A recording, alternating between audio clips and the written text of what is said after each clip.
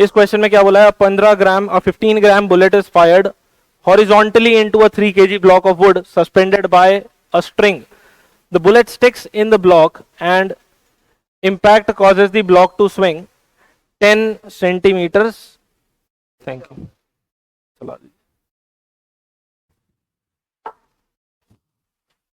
10 centimeters above the initial level, the velocity of the bullet nearly is. अब देखो यहां पे दो चीजें होंगी. सबसे पहले तो बात कर लेते हैं कि एक ब्लॉक है जिसको धागे से सस्पेंड कर रखा है,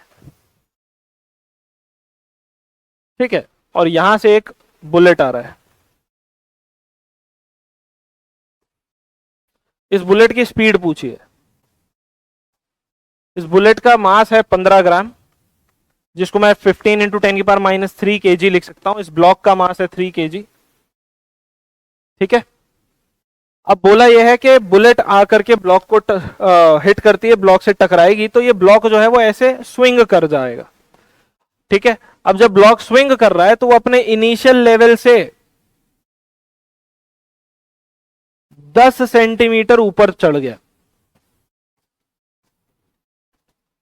ठीक. तो जब बुलेट और ब्लॉक की बात होगी तो हमको energy conservation momentum conservation use करना है पहले, तो मोमेंटम कंजर्वेशन, और बाद में यहां पे जब ब्लॉक ऊपर चढ़ा तब हमको यूज करना है एनर्जी कंजर्वेशन, ठीक है. तो ये दोनों कॉन्सेप्ट लगेंगे. पहला है momentum conservation and second is energy conservation. Okay. जब ब्लॉक यहां से ऊपर चढ़ना चालू करता है तब मान लेते हैं इसकी स्पीड v हो जाती है, ठीक है. बुलेट इसमें धस गई, बुलेट मान लेते हैं कि बाद में डब्बे के अंदर ही रह जाएगी, पर बुलेट के मास से डब्बे के मास पे कोई फर्क ओवरऑल पड़ेगा नहीं, क्योंकि मास इज वेरी लेस, ठीक है. अब अगर हम मोमेंटम की बात करें, मोमेंटम कंजर्वेशन लगाते हैं, तो initial momentum will be equal to final momentum. Initially bullet के पास मोमेंटम कितना है, मास इनटू उसका इनिशियल वेलोसिटी, बराबर बाद में बुलेट ब्लॉक में धस गई तो इसका मास हो जाएगा 3 kg प्लस 15 इंटू 10 की पावर -3 kg, पर इसको हम निगलेक्ट कर सकते हैं, तो बाद में जो मास है वो 3 kg ही लिखेंगे और वेलोसिटी हो जाएगी v. क्लियर है. तो ये तो हुई पहली इक्वेशन. दूसरी इक्वेशन आएगी एनर्जी कंजर्वेशन से. एनर्जी कंजर्वेशन की इक्वेशन क्या बोल रही है कि जो भी वेलोसिटी इसको मिली उससे ये 10 सेंटीमीटर ऊपर चढ़ा गया, मतलब इसकी काइनेटिक एनर्जी पोटेंशियल में कन्वर्ट हो गई. तो काइनेटिक एनर्जी और पोटेंशियल एनर्जी इसको इक्वेट कर देंगे, तो यहां पे आ जाएगा हाफ mv² बराबर mgh. तो ब्लॉक का जो मास है वो तो कैंसिल हो जाएगा, यहां पर v आ जाएगा √2gh. ओके.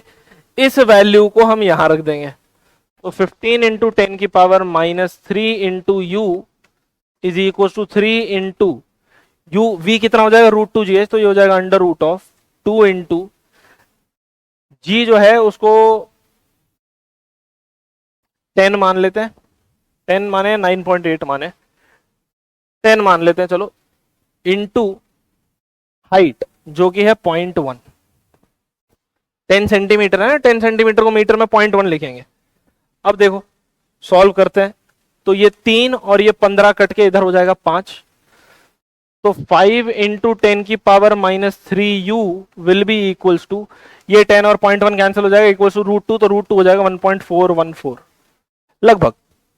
तो u कितना आ जाएगा 1.414 इंटू 10 की पावर 3 डिवाइडेड बाय 5, तो u will be equals to 1414/5.